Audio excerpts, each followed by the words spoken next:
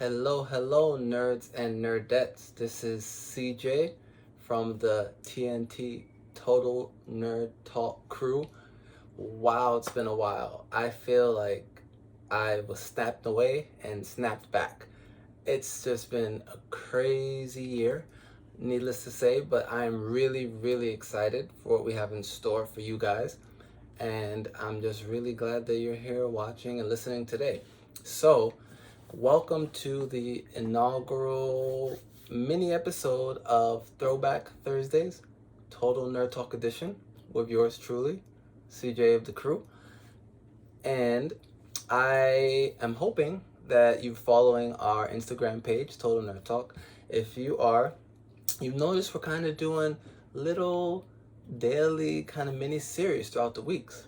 We have Trav working on Pokemon Tuesdays. Hector debuted something on Fridays with movies and shows to watch. Danny's got something in the works. And yours here, CJ's got the Throwback Thursdays. And I kind of posted something about some really cool Avatar The Last Airbender graphic novels I got my hands on recently. And that's really what the focus of this inaugural episode is.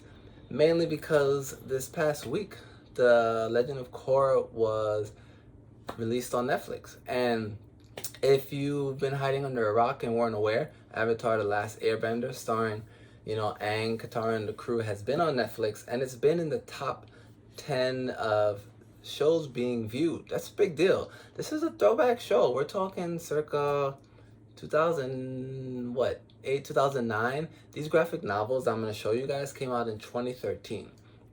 That's pretty far back. We're in 2020, folks. So I'm really excited, not only because it's back and it's something I've been able to re-binge, even share with, others, my fiance, my coworker. Her daughter is an avid Avatar fan, and that just touched my heart, because to see it spread to another generation is just, that's what nerdism is about. I mean, it's timeless. And I'm really glad that Netflix acquired these rights. They have it showing. And more so, I can finish Legend of Korra, because when that came out, I was kind of like on that, do you really want to continue with the show? But I can see it through now, thankfully.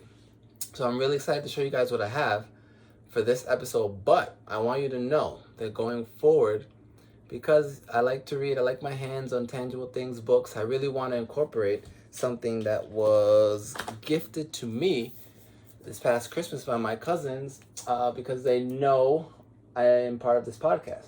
Marvel Encyclopedia, new edition. This is pretty cool stuff. I'm gonna give you guys a sneak peek. I'm really excited to utilize this, and I'm hoping that our viewers, followers can kind of engage me on things you'd like to see. I'm brainstorming some ways to kind of keep it at random or incorporate this into the throwback topic of the week, but more on that in the future. So back to Avatar. All right, so I have these 3 volumes here. You have the Search Part 1, Part 2, and Part 3. I really like that they kind of split these journeys into 3 parts in these graphic novels here. And the Search is on the highly discussed and pondered upon story of what happened to Zuko's mom. And it was probably the biggest question I had at the completion of Avatar The Last Airbender, and I really appreciate that the creators went ahead and put this in the graphic novel form.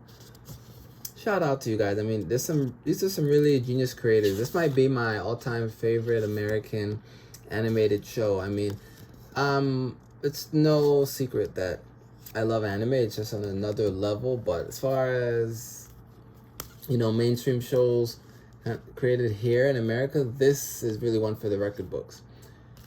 And just acquiring these was a journey in and of itself. I mean, you can go ahead and purchase these on e-readers online for a bit cheaper. I mean, I think a coworker might have said got it around $2 or $3. I see it in my Nook for about $6 to $7. These go about 10 a pop. I was able to get part 1 and part 2 on Midtown Comics East Side, and the last copy And then part 3, the South Manhattan location. I felt bad. I mean, I have a homeboy who really wanted them. I would have gotten more if they had more, but this was all I could get my hands on now. But at least they're still in print. And I don't really want to go through spoilers, but the beginning's not really anything spoiling. It just kind of dwells into the history or the past of Zuko's mom.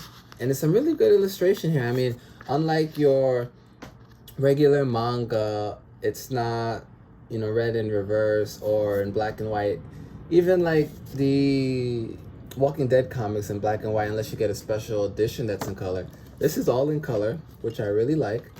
I mean, again, it's not really a comic book or a manga, it's a graphic novel, but I mean, just about the same in terms of reading.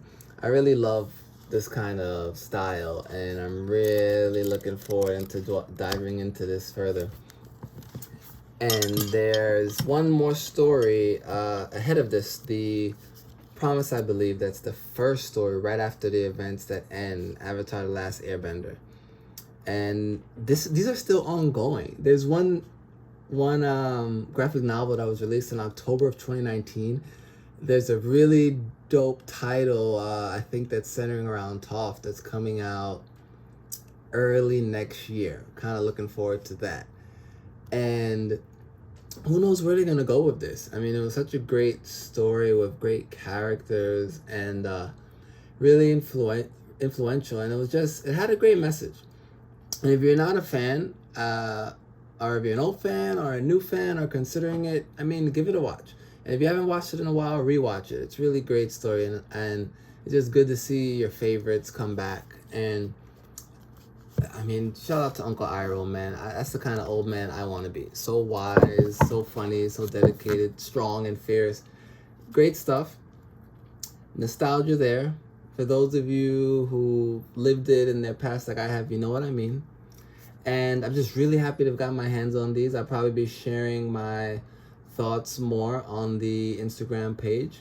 Again, if you're looking to get your hands on any paperback reading material, Midtown Comics or Kinokuniya Bookstore, they're really good locations. They're in Manhattan.